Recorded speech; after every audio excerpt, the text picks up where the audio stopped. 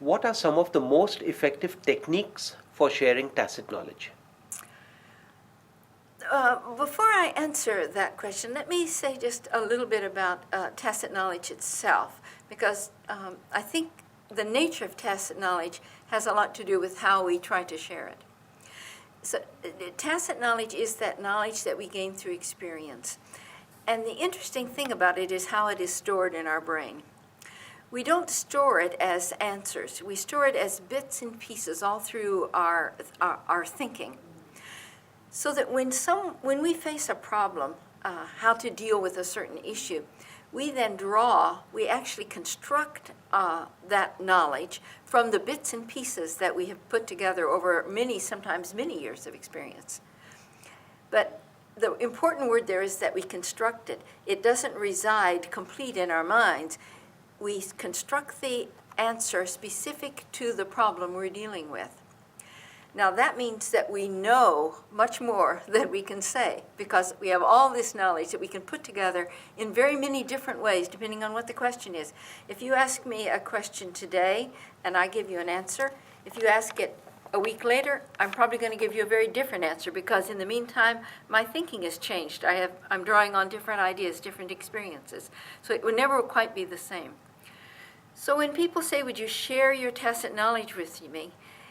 That's a very difficult thing to do, because I can only share with you about the question you're asking or about the problem you're facing. Then I can share that with you.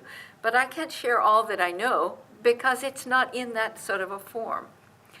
So the two ways we find tacit knowledge most useful in the organization is, first of all, to answer specific questions. So on communities of practice, someone will ask a question. Some expert who has very good tacit knowledge can construct an answer to that question. Before they construct it, though, they need to know a little more usually. They need to simply know more than just the question itself. They need to know why you're asking it, what you're going to do with the answer.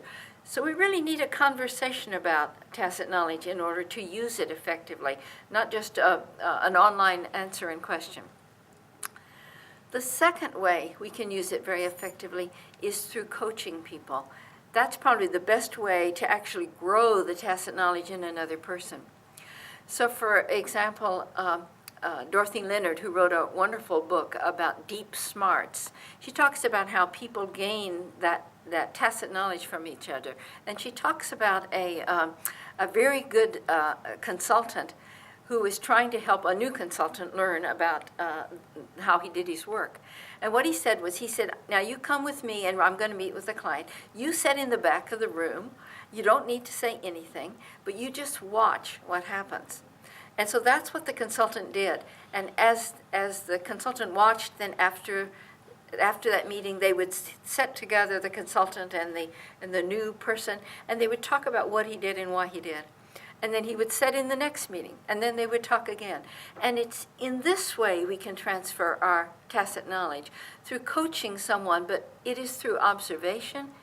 Watching a very good manager work with his people is a very good way to learn how to be a good manager. That's the way we can pass on that tacit knowledge.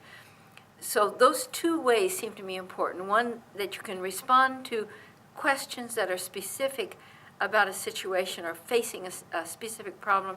You can share your tacit knowledge that way, or you can share it by working with someone on an ongoing basis as they observe and as they talk with you about why you're doing certain things.